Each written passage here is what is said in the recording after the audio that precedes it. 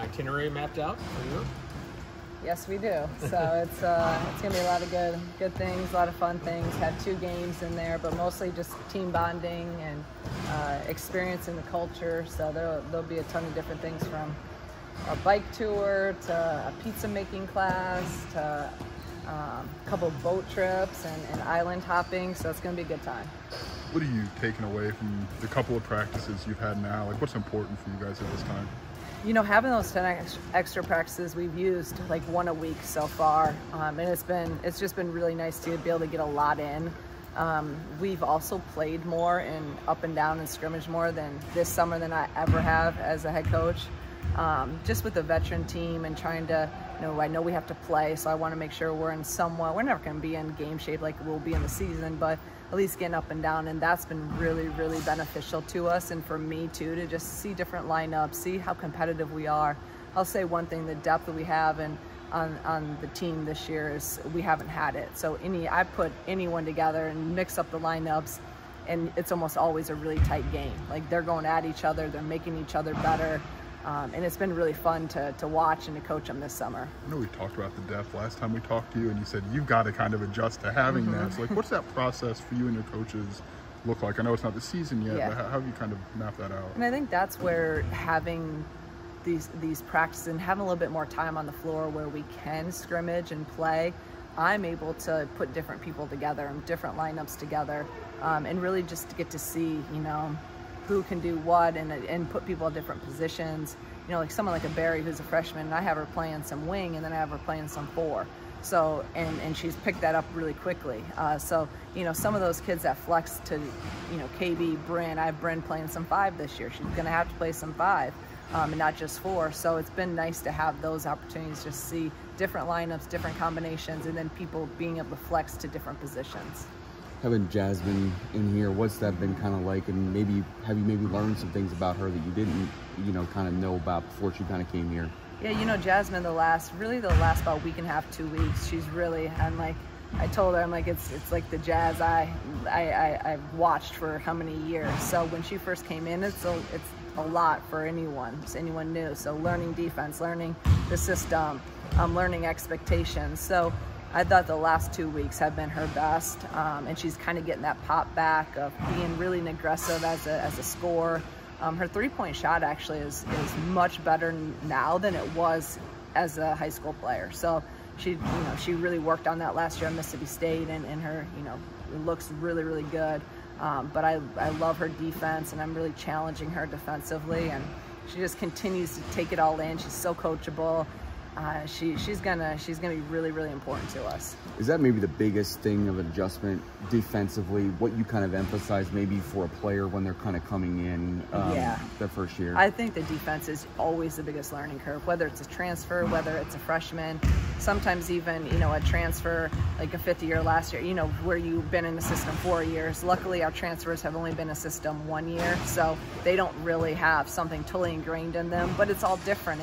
And what we teach and our philosophy and our principles are different than where they're used to, or even high school to now. And then I also think just the intensity of expectation of every play, defending at a high level, that's the biggest thing from freshman to college. You can get away with a lot of things in high school. You can't do that now. And just challenging them to bring it defensively. You see some of your players out and about, it's clear there's more height on this roster. How does that impact your scheme or what you want to do? Does that change things or enable you to do things more than you have been in the past, if that makes sense? Yeah, our size, obviously we have 6'6" and 6'7", so that's like a whole nother level. But with that, we got to get them to where they can play as fast as what we normally want to play, where when we have someone like a KB playing the 5, obviously she can move and she can play for 40 minutes. So we'll get those, our true 5s, we'll get them in condition where they can hopefully play longer, but right now it'll probably be shorter spurts.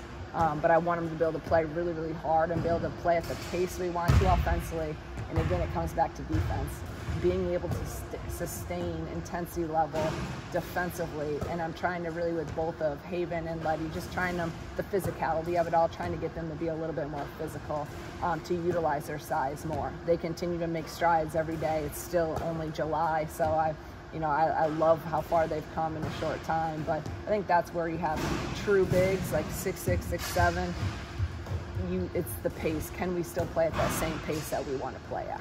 I know it's only July, but do you envision a little bit of post by committee there to be able to kind of bring in fresh legs constantly in the post? Yeah, I think that, you know, even like last year at this time, like we didn't know what it would look like, right, with Hobby and KB, and it took, you know, Hobby again some time to understand our system, and then it worked perfectly towards the end. So I think early on, you know, you'll see KB, you know, playing obviously some 4, some 5. You'll see Bryn playing some 4, some 5. And then we can bring in one of those true 5 players. You know, how many minutes can they play? That's going to determine a lot of those rotations. But I see all of them, hopefully. You know, we need them all to make an impact. We need them all to be ready to play. Being able to go into the portal and add, you know, players from other high major programs, what does that say about just how far the program has come in your time here? You know, I think we want to continue to make Illinois basketball one of the premier programs in the country, right? And I think we've done that in 2 years where now we're in the mix, or we've landed some of the, you know, the top recruits.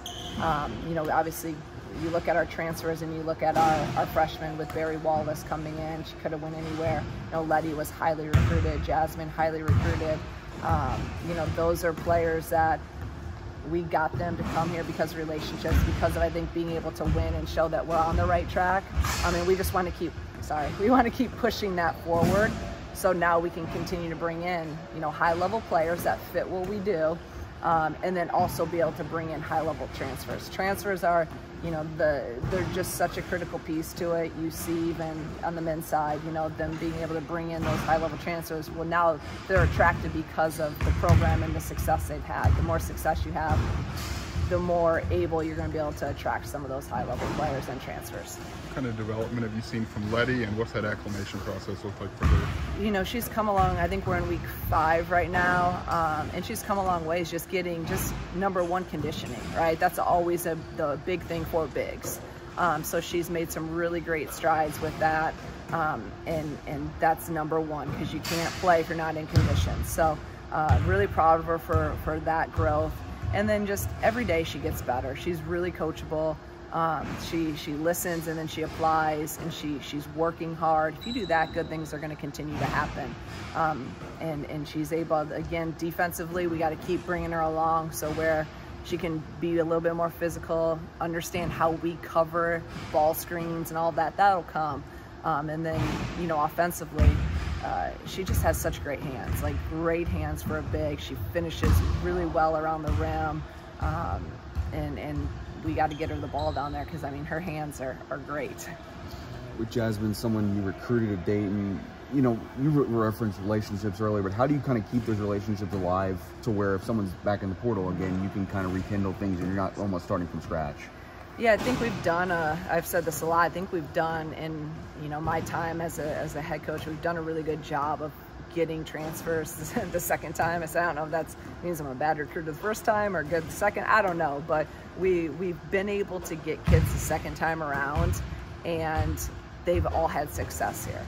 So number 1, you never burn bridges. When there's real true relationships, yeah, you know, it's disappointing when someone tells you no, but you have to understand that that's what they thought was best. And then obviously through that relationship that you built, usually it was a really hard decision. On the kids we lost, it was like, it's a really hard decision. But you know, at Dayton it was they wanted to go Power 5, and here it's just been like maybe they didn't, you know, like when we recruited Jasmine here, it was our first year, we hadn't won it all, we hadn't done anything. So then she saw maybe, okay, they can do it, I can do it in my home state. I just think it's all about those relationships, staying true to them, and then, you know, just when they tell you no, don't be a jerk and get mad at them. Like, sure. It's their decision, and then a lot of times when they decide to go in that portal, they call us, and you know, it's worked out for us. And I think just the success that our transfers have had has been really key for us. What would you say are the strengths and weaknesses between these 2 transfers worth working on? Yeah, I mean, both of them obviously, they're different. Jasmine and Letty are totally different players, so they bring in different skill sets. It's just the learning curve of learning new stuff. But Jazz, I've challenged her the last couple days defensively. I think she can be one of the best defenders on the team. Like, she's that capable of doing that. I know she's going to score. I know that's going to come, but I want her to be able to take on, hey, I'm going to come and I'm going to lock up the best player of the other team. Because it can't just be Dell. It can't just be Makira. We need someone, and Jazz has that ability. And then Letty, just, it's going to take, it's a process. It's a process of again, conditioning, getting her to understand defense. The offense is going to be the easy part for Letty. So, and getting them really comfortable in what we do and the system on both ends of the floor of our expectations. Obligatory recruiting question. I know you won it early, 25 kids. You had talked about that, but you're in on some very high level players. Like, how's that going, and how have you kind of adjusted to maybe not having that early jump on, but still in the mix there? You know, the higher level kid that you're in the mix on, obviously the more stressful, number one, and number two, they're going to probably wait because they're going to go on visits. I mean, even one of our top recruits in 25 just picked up a couple new offers from some pretty big time schools, and now they may go and take a couple more visits. That's part of the process. They're gonna go check those out. Now especially, you can have unlimited official visits, so these kids could go on 10, 15 official visits if they wanted to. So we're gonna have to wait a little bit longer, and you just have to really trust the work that you've put in. You know, on every kid in the 25 class, that we have been there the longest, and we've been there from the beginning, and you gotta trust those relationships. You gotta trust the work, and then, you know, if it's meant to be and they really are true to what they want, then, you know, hopefully we can get a couple of them, and then we also have to have that next, you know, you have your top kids, and you got to have that next level ready to go too, because the as you guys know, the higher and higher ranked and the better player, the harder it is to get them. Of your upperclassmen vets like Makira, Jen, KB, I imagine the improvements needed are more fine-tuning in their game. Have you seen that in 5 weeks in? You know, they're all at a high level right now, and that's good to see. You know, Makira obviously had some, you know, in and out and some injuries, and last summer wasn't able to have a full summer. This is her first full summer in college because of, you know, she's been healthy. If we can stay healthy, those guys look really, really good. I love where they're at. They're really sharp. They're almost mid-season. They didn't really skip a beat at all, and that has helped us so much. And it's also helped us bring along our younger kids. Now they see, okay, this is what it looks like. I mean, they know our system so well. They know all the breakdown, all the fundamentals, so they look really, really sharp. And it's a great learning tool for our younger guys to be able to see, hey, that's what it looks like. That's how hard you have to go. That's how hard you have to defend. That's what you got to do in communication. They've just been great. I could not be more pleased with where our upperclassmen are and how they've grown in even leadership. I think Adalia, her leadership this summer has been off the charts, and that's something we've talked about for 2 years, of her communicating and talking, and now you can tell she's like, okay, like, this is my team, you know, and all those guys, it's our team, it's my team, like, no regrets. You talked about Jazz and Letty's strengths, but how do they fill holes, or what are they contributing to your goals this coming season? I mean, we needed more depth in the wing spot, in the guard spot, and Jazz, I have her playing some point guard too. You know, so Jazz could play 1 through 3. I have her playing right now. She probably could play 1 through 4 because if we go 4 out. So she added that depth to the wing. Her ability to score and her ability to defend is something that really filled a need of ours that we had to have in the guard spot. And then Letty obviously fills the size piece. You know, losing Hobby, we needed another 5, and you needed someone that hopefully had a little bit of experience. Well, Haven's a true freshman. True freshman, it's hard. There's a lot of big learning curve. At least Letty's been in college basketball for a year. Didn't play a ton, but she understands what it's about, what it looks like, and you know, so that's where we address that need. And some weaknesses that we had, what we addressed with the transfers. Can't help but you've mentioned Bryn a few times. Yeah. So like, how have you seen her last season? Maybe didn't go the way she had hoped, and now taking on the 5. Like, how have you seen her kind of take all of that in stride and grow? I've said this. I think I said it early on, and she's playing great right now, and she just has this like freedom to her. She has this confidence about her. She's feeling healthy. I think she just is really looking forward to her senior year, and I don't think she wants any regrets. And we keep talking about that with our seniors to, you know, just go really enjoy this and have fun and no regrets, leave it all out there. Bryn's in a really good place. She's playing really, really well. She's shooting at a high level. She's one of the best screeners, her and KB, best screeners we have on the team. She just knows where to be. You know, she's been in our system now 4 years or 3 years. So I'm super excited about Bryn. She's in really good shape right now. I really think she's going to have a great year. And we just, again, got to stay healthy.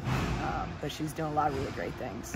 How would you kind of describe the practice setting, you know, and just, you kind of referenced it earlier, just the competitiveness with the core group coming back and then some talented high-level players coming in too as well? It's been fun because, like I said, it's the most we've gotten into practice and we've gotten into our defense. So I think we're, you know, way further ahead than the first summer. And then last summer, we progressed a little bit further and quicker. But this year, I think we're able to progress a lot. You have either we're really old or then we're really young. Like, there's no in between with this group. But the competitiveness is it's just fun. Like, these guys, there's been a couple times where you're like, oh, we got like break it up. They're talking, you know, back and forth, and you got certain matchups. But on all my great teams, all my championship teams, that's what you have. There's going to be almost where you're like, okay, settle. You want to tell them settle down, but it's the competitiveness, and I'm going at you, and I want to beat you right now. You know, even though we're on the same team, when we walk off, we're good. But I think that we're able to really push each other, and it's everyone. It's 1 through 12 right now. So there's no really, you know, weaknesses there. Like, every matchup's a really good matchup. So that competitiveness is able to really make each other better. And that's what we haven't had the last couple of years.